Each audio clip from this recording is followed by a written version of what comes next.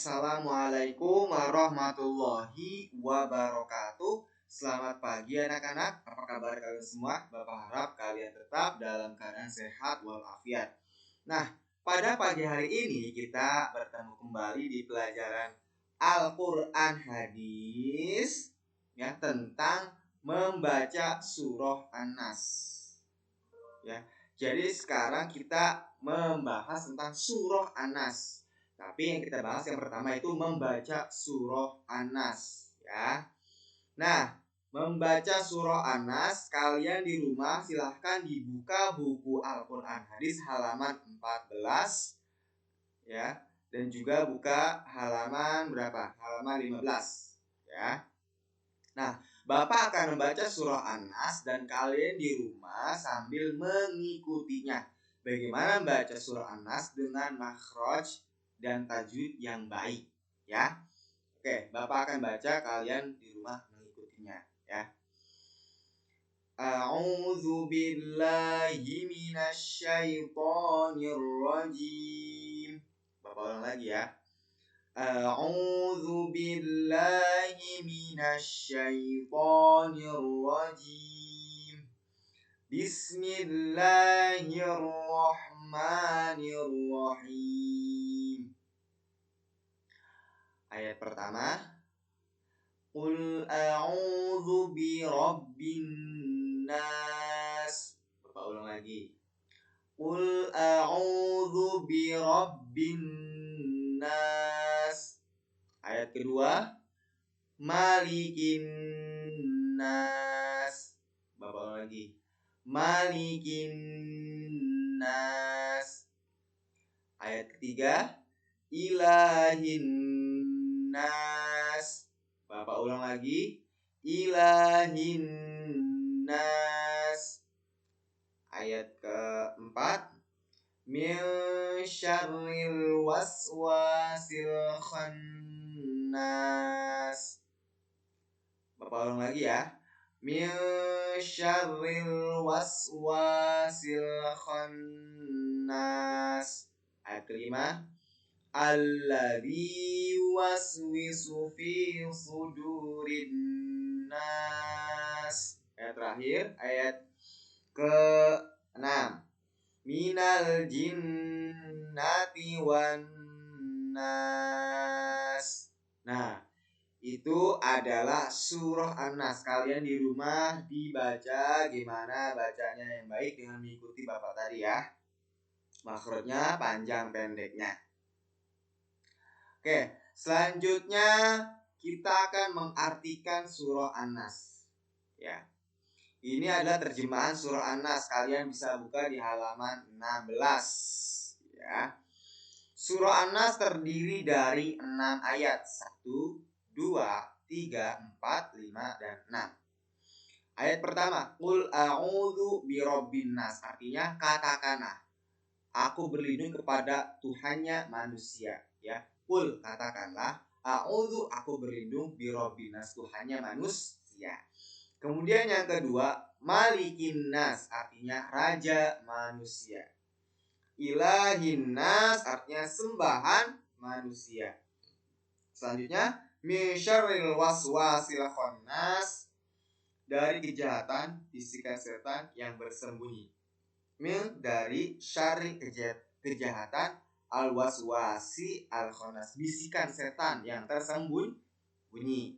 Alladzi yuwaswisu, yang membisikkan kejahatan, fi sudurinas, fi, ke dalam, sudurinas, dada manusia. Minal jinnati, dari golongan jin, wanas, dan golongan manusia.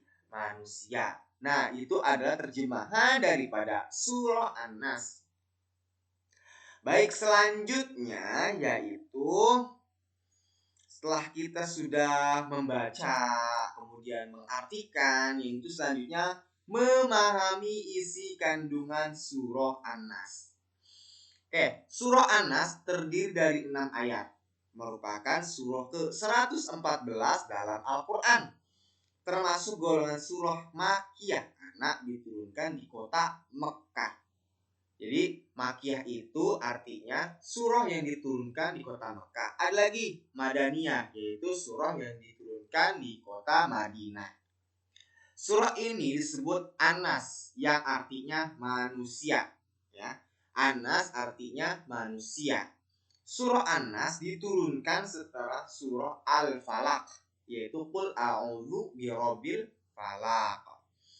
Nah, pokok-pokok isi kandungan surah An-Nas yaitu yang pertama, Allah Subhanahu wa taala telah memerintahkan kepada Nabi Muhammad SAW dan seluruh manusia agar selalu memohon perlindungan kepada Allah, ya. Karena Allah Subhanahu wa taala adalah raja yang menguasai manusia, ya. Karena kenapa? Karena manusia pasti selalu digoda oleh setan atau jin, ya. Mau bagaimana pasti digoda. Kenapa? Karena janji jin itu selalu menggoda manusia sampai manusia itu masuk ke dalam neraka Allah Subhanahu wa taala. Nomor 2, Allah Subhanahu wa taala Tuhan yang wajib disembah dan dimintai perlindungan dari segala kejahatan, baik yang berasal dari golongan jin maupun manusia. Oleh karena itu, seperti yang diajarkan oleh Muhammad SAW, kalau kita rajin berdoa dan baca surah An-Nas, maka Allah Subhanahu wa taala akan melindungi kita dari gangguan jin dan dari kejahatan manusia. Ya. Sedangkan minta perlindungan atau berdoa kepada selain Allah adalah sangat dilarang, yaitu sangat berdosa, musyrik, ya. Karena termasuk syirik, ya. Syirik yaitu menyekutukan Allah Subhanahu wa taala atau menduakan Allah Subhanahu wa taala. Maksudnya menyamakan Allah Subhanahu wa taala dengan benda lain. Contoh, kita percaya kepada apa-apa yang hal-hal goib. Contohnya, kita percaya atau menyembah kepada pohon, terus kepada batu-batu yang besar, dan yang lain-lainnya. Yaitu termasuk hal yang musyrik. Atau kita percaya bahwa cincin ini dapat mendatangkan rezeki. Nah itu musyrik karena kita percaya kepada benda-benda lain. Ya, tuh. Jadi kesimpulannya adalah surah An-Nas itu terdiri 6 ayat, termasuk surah ke-111 dalam Al-Quran. Surah An-Nas termasuk golongan surah Makiyah yang diturunkan di kota Mekah, yaitu surah Al-Falaq. Nah, surah An-Nas dinamakan Nas yang bernama yang artinya manusia. Nah, pokok isi kandungan surah An-Nas yaitu perintah kepada manusia agar berlindung dan berdoa kepada Allah Subhanahu wa taala. Syirik yaitu menyekutukan Allah, maksudnya menyamakan Allah Subhanahu wa taala dengan benda lain. Seperti Bapak contohkan tadi, ya, bahwa kejadian adalah yang berasal dari golongan jin dan manusia. Ya. Oke, sampai di sini paham, ya? Jadi yang pertama yaitu membaca surah An-Nas, sudah tadi mengartikan, kemudian isi kandungannya. Seperti apa sih isi kandungan surah An-Nas? Seperti ini. Jadi kita diwajibkan untuk selalu berlindung kepada Allah Subhanahu wa taala. Kenapa? Karena kita tahu, kita sadar bahwa setan atau jin, iblis itu selalu menggoda manusia dimanapun dan kapanpun. Kemudian kita dilarang untuk syirik. Syirik apa? Menyekutukan Allah Subhanahu wa taala. Baik, sampai di sini ada yang bertanya? Kalau tidak ada, alhamdulillah berarti kalian sudah paham. Kalau tidak bertanya, silahkan bisa hubungi Bapak, ya. Oke, selanjutnya yaitu pelajaran tematik 3A. Kalian bisa buka buku tema kalian di halaman 47. Ini di halaman 47, yaitu pelajaran PPKN. Pentingnya bekerja sama. Amati lingkungan sekolahmu. Bekerja sama dalam melakukan suatu kegiatan banyak manfaatnya. Selain pekerjaan akan lebih cepat, juga mempererat rasa persaudaraan. Kegiatan merawat lingkungan sekolah adalah kewajiban seluruh warga sekolah. Saling bekerja sama membersihkan lingkungan kelas dengan berbagai tugas, menyiram tanaman, merapikan kebun sekolah, membersihkan kelas, membuang sampah, dan sebagainya. Semua dilakukan dengan bergotong royong.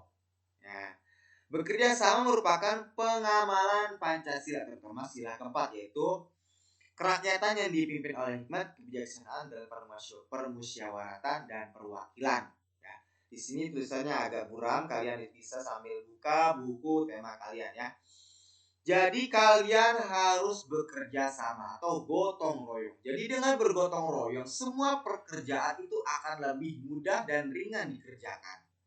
Contoh, kalian bisa lihat, ibaratnya kalian bisa lihat sapu. Ketika kalian menyapu dengan satu sapu atau satu lidi, itu tidak akan bisa bersih. Tapi ketika kalian gabungkan lidi itu, maka kalian akan mudah menyapu halaman kalian. Kenapa? Karena digabung. Nah, itulah arti dari sebuah gotong royong. Nah, oke, sampai sini paham ya? Pentingnya bekerja sama. Jadi segala sesuatu itu jika dilakukan dengan sama-sama atau bergotong royong akan lebih mudah. Selanjutnya kalian bisa, kalian buka di halaman 48 sekarang, yaitu pelajaran matematika. Berhitung pembagian. Pembagian merupakan perhitungan pengurangan berulang. Contoh pengurangan berulang. Hitunglah hasil dari 10 dibagi 2. Penyelesaiannya 10 dibagi 2 sama dengan 5. Jadi 10 dibagi 2 sama dengan 10 dikurang 2, dikurang 2, dikurang 2, dikurang 2, dan dikurang 2 sama dengan 0. Nah, yang kita hitung adalah berapa jumlah 2-nya ini. 1, 2, 3, 4, 5. Ada 5 angka. Ya, ada 5. Jadi ada 5, angka 2-nya ada 5. Nah, jadi 10 dibagi 2 sama dengan 5. Itu namanya pengurangan berulang. Jadi dikurang ya. Tapi dengan angka yang sama. Oke. Selanjutnya, contoh nomor 2, pembagian bersusun. Jadi kalau tadi pengurangan berulang, yang sekarang pembagian bersusun. Ya, hitunglah hasil dari 52 dibagi 2. Penyelesaiannya 52 dibagi 2 sama dengan titik. Step pertama. 2 dalam kurung, ini kurung ya, atau akar pangkat ya, bisa 52. Jadi yang pertama kalian lakukan adalah 52.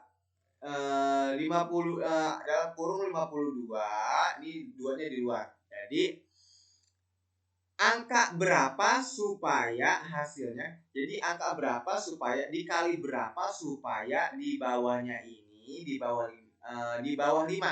Angka berapa supaya dapat menghasilkan pengurangan yang di bawahnya 5. Contoh, di sini ada angka 2. 2 dikali 2 sama dengan 4. Ya. 2 dikali 2 sama dengan 4. Oke. 4-nya ditaruh di depan. Di bawah 5 dikurang ya 2 dikurang 0 sama dengan 2. 5 dikurang 4 sama dengan 1, 12. Nah, 12 dibagi 2 berapa? Kita masuk ke step 2. Yang tadi udah selesai ya. Jadi di atasnya 2 dikali 2 sama dengan 4. Ya. Jadi 52 dikurang 4 sama dengan 12. Ini 2-nya turun, 1-nya turun. Ya, 5 kurang 4 1 sama dengan 1. Step kedua itu tadi 12 ya kan? 12. Nah, 12 dibagi 2 berapa? 12 ya kan? Dibagi 2 berapa? Atau kali berapa supaya hasilnya 12? Dikali berapa?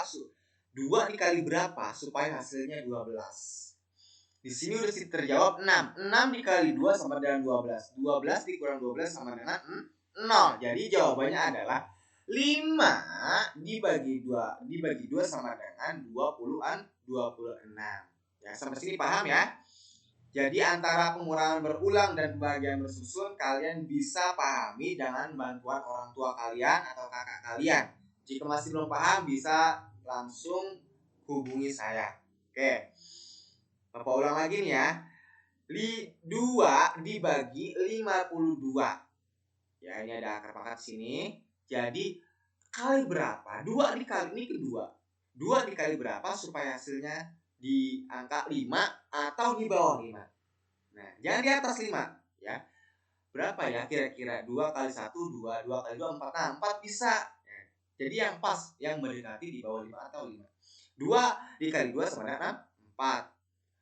2-nya turun, 4-nya di bawah 5 ya. 2-nya turun, 5 diambil 4, karena 1, 12. Oke, masuk ke step 2. Tadi 12 ya, di sini 12 ya, 12. Jadi 2 dikali berapa supaya hasilnya di bawah 12? 2 kali berapa? 2 kali 3 berapa? 6. 2 kali 4 8. 2 kali 6 5, 10. 2 kali 6 nah 12. Jadi akhirnya 6. 2 dikali 6 2 dikali 6 sama 12. 12 dikurang 12 sama dengan 0. Baik, sampai di sini paham ya? Bapak sudah ulang tadi pada pelajaran matematika. Jika kalian masih belum paham, kalian bisa hubungi saya. Mungkin cukup sekian pembelajaran kita pada pagi hari ini. Mohon maaf apabila ada kesalahan. Wallahu muwaffiq ila aqwamit thoriq. Assalamualaikum warahmatullahi wabarakatuh.